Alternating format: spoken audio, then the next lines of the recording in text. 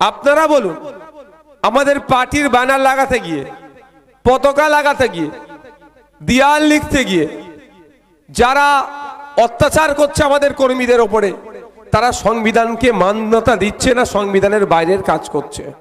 বলুন। সংবিধানের বহির্ভূত যারা কাজ করবে, সংবিধানকে যারা আক্রমণ করবে, তারা দেশদ্রোহী না দেশপ্রেমিক? এক বাক্যে উত্তর চাইছে, তারা কারা? তারা দেশদ্রোহী। আমরা সংবিধানকে মেনে চলি, সংবিধানের আর্টিকেলকে মান্যতা দিই। অন্যান্য রাজনৈতিক দলের কর্মকাণ্ড হলে আর বরঞ্চ তারা কিভাবে করবে তার আমি ব্যবস্থা করে দিই। আমি দুটো উদাহরণ দেব, করেছি বলে বলছি না, বাস্তবিক অর্থে আমি এই রাজনীতিটা করার জন্যই আমরা এই আমাদের দলের অবতারণা হয়েছে, আমাদের পার্টিকে আমরা তৈরি করেছি। মূল্যবোধের রাজনীতি করতে চাই আমরা, সৌজন্যতার রাজনীতি করতে চাই আমরা, মানুষের উপকার করবে এই জন্য রাজনীতি করতে চাই। আপনারা একবার দেখেছিলেন কলকাতাতে বিধানসভার গেটের সামনে তৃণমূল নামক দলের একটি পতাকা মাটিতে লুটোপুটি করছিল পড়ে, আমি সেখানে পতাকাটাকে তুলে সুরক্ষিত জায়গায় রেখেছিলাম। এই রাজনীতি আমি বাংলায় আমরা আনতে চাই।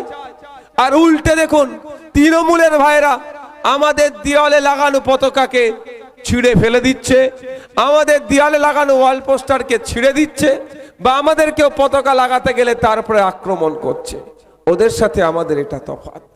আজকে আমার একটা প্রোগ্রাম ছিল স্কুলের, স্বাধীন শিশু শিক্ষা নিকেতন স্কুলের একটা রক্ত অর্পণ শিবিরে গিয়েছিলাম।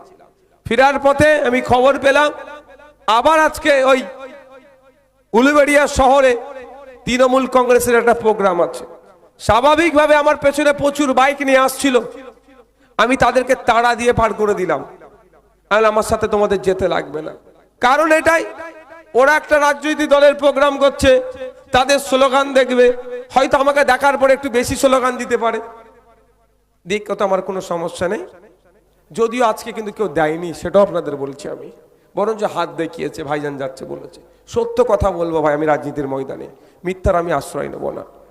তা যদি আমাকে দেখে দুটো স্লোগান দেয়, আমাদের সাথে বাইকে যারা দেবে, ভাইজান যাচ্ছে, ওদের পিক আপ বেড়ে যাবে, ওরাও দেবে, তর্ক বিতর্ক হবে, হয়তো একটা গোলযোগ তৈরি হতে পারত। গোলযোগ তৈরি হলে কি হতো, তৃণমূল যে আজকে তার প্রোগ্রামটা করছে, একটা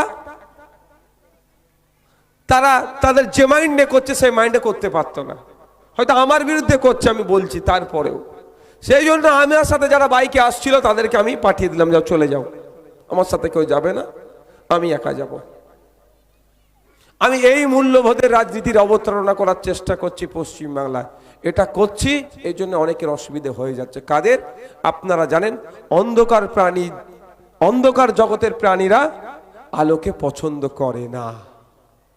তা বলে কি আমাকে হিংসার বদলে হিংসা করতে হবে, মারের বদলে মার দিতে হবে?